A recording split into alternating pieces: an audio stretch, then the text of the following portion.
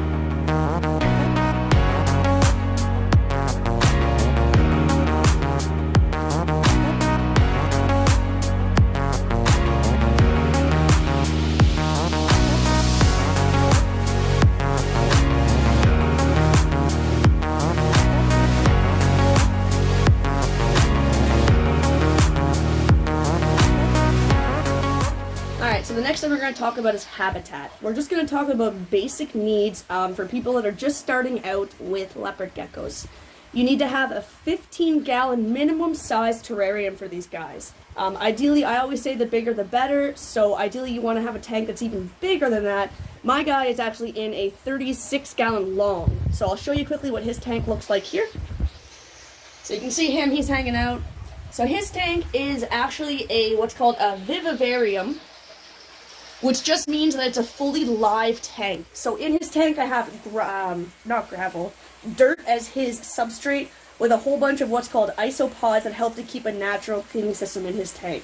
So this is something that you can definitely do for your leopard gecko. They look really good, so if that is something you want to do, I will be posting a video on how I created this in the future, so stay tuned. But for now, we're going to keep it basic. So 15-gallon aquarium minimum. Next is lighting. Lighting is really important. So the sun produces UVB and UV rays, which is important to have for your gecko. So you can use a UVB light, which is what I use here. It's a little dome light with the UVB bulb on the inside of it. And I keep this on throughout the day for him, so he goes into that section of his tank and he can absorb that light to help keep him safe. You can also use a vitamin D3 supplement instead, if you prefer. And I actually do have that on hand, so I'll show you guys what it looks like. So I've got one that's just Repti calcium, which they need, but I also have one that has D3 in it. So right here, it says with D3. So every once in a while I'll use that, but as long as you have a UVB light for your gecko, they will do the best. Some people say you don't need it. I disagree. I really think you should have that. It's pretty easy to add. And that is actually a mealworm that has gone through its transformation. So it's turned into this larvae thing. After that, it'll turn into a beetle. And I have actually seen a couple beetles in this tank. And that's because sometimes I just sprinkle in mealworms, let them do their thing. He can hunt them, but they're also actually really good for the whole biosystem that's in there. So it's kind of neat when I see a few beetles. That means I know that these mealworms actually succeeded in doing their full transformation. But anyways, lighting, that's what we're talking about here. So UVB bulb light, you needed to have it for your gecko. So the next thing you need is a heat pad, a reptile heat pad. Now, I put mine right under his hide in there, and he's actually heading in there right now. He's dug out a little area where he can lay on top of the substrate, right on top of that heat pad. Some people choose to use a heat light. I don't recommend that. I think a heating pad is best. If you do choose to use a light, you can pop it on for a few hours a day, give your guy an extra basking spot, and that is what I do. I have a light here that's just your basic heat light. Once in a while, for a few hours a day, I'll turn it on, and Bilbo will sit on top of that rock, and he'll soak it in. Alright, I'm outside. It's a beautiful day. I had to take the puppy out, so I figured I'd keep filming out here. So the next thing we'll talk about is substrate. That's just a fancy word for whatever you're putting on the bottom of your gecko's home. As mentioned, I have a live planted tank, so I use a mixture of soil and a little bit of sand. That works great. If you don't want to do that, you can do a few other options. You can put paper towel down. One thing I really recommend to stay away from is any kind of reptile carpet. It may look nice, but it can really harbor bacteria and germs, and it can help get your gecko sick. So I like some kind of sand, dirt, or just plain old paper towel works well. Alright, the next thing is hides. So those are just like they sound like. They're little areas that your gecko can go into and hide. Generally, they're caves. They recommend you should have 3 hides. You should have a humid hide, and that is where you put that moss, which we're going to talk about. You put the moss on the inside of that humid hide, keep it moist, so when your gecko needs to shed, he can have that hide to help.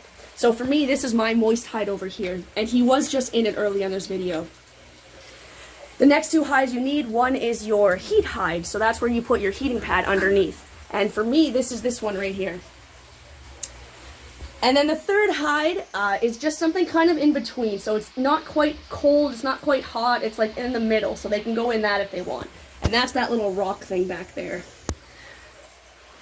Alright, so the last thing is dishes for your leopard gecko's tank. Let's put the little crazy puppy down, she can't make up her mind. So you want to obviously have a water dish and a food dish. So generally if you're feeding your guy mealworms, you can pretty much drop the mealworms in the dish and your gecko will find them. Otherwise, I use tweezers, I feed them that way. They need a water dish. You can also get calcium supplement for your water dish. So it's just a liquid you add to your water. I use that, and then I also use the calcium dusting powder once in a while as well. So it's pretty basic, just a water dish, a food dish.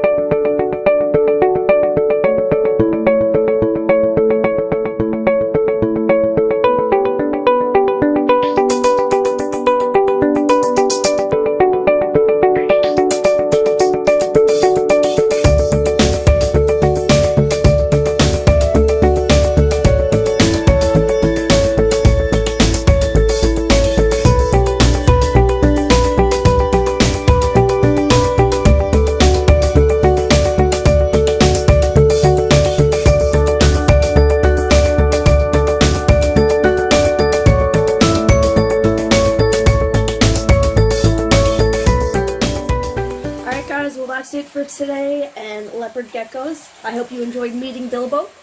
This is him right here. And I hope you enjoyed learning some basic care for these cute little guys. So until next time.